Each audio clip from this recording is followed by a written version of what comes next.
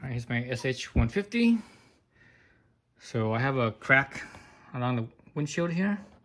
This side didn't go all the way. There's still about a half an inch that's still attached. And I epoxy this.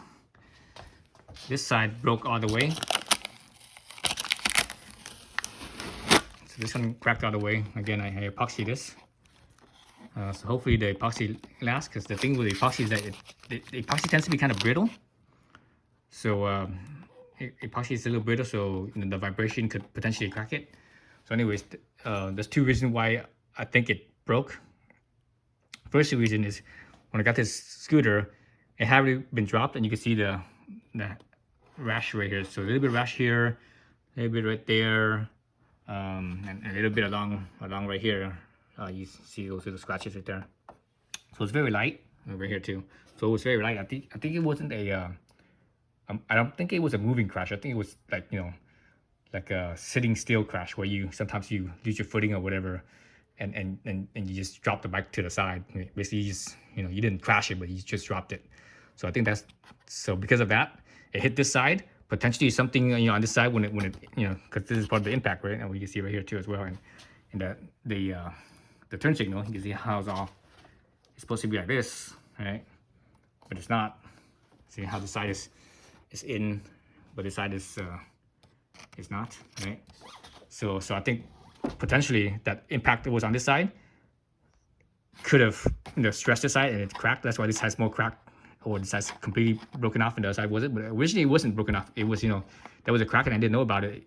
I didn't know about it until this thing was flapping. I'm like, what the heck is going on?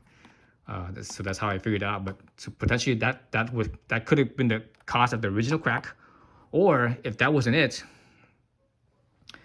the other cause could have been from my little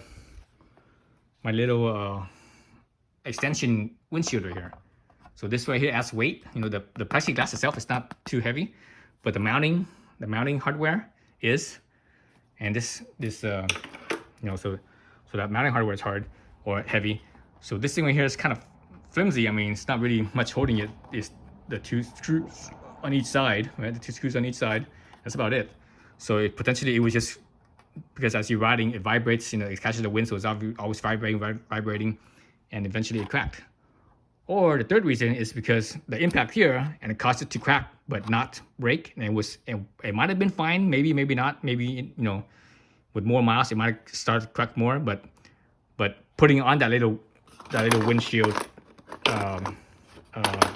extension on here caused the crack that was potentially already there to break further, faster, break sooner than it would have if it wasn't there, if the windshield extension wasn't there.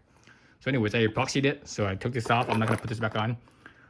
It does work, it does help, but it's not that much of a big difference, so I'm fine with it. Where I'm going, I don't need this thing. This thing was good for wintertime, which is, it's the beginning of spring now, so still kind of cold here, but I really don't need it. And I'm going to Florida with this bike, and this bike's gonna stay in Florida, so it doesn't need any windshield. It's hot enough as it is there, so you want airflow. So anyways, so I epoxied it, and hopefully it won't break in the future. But again, epoxy is very brittle. It doesn't hold up against things that's not good for brittle situations. But anyways, so that's it. Thanks for watching.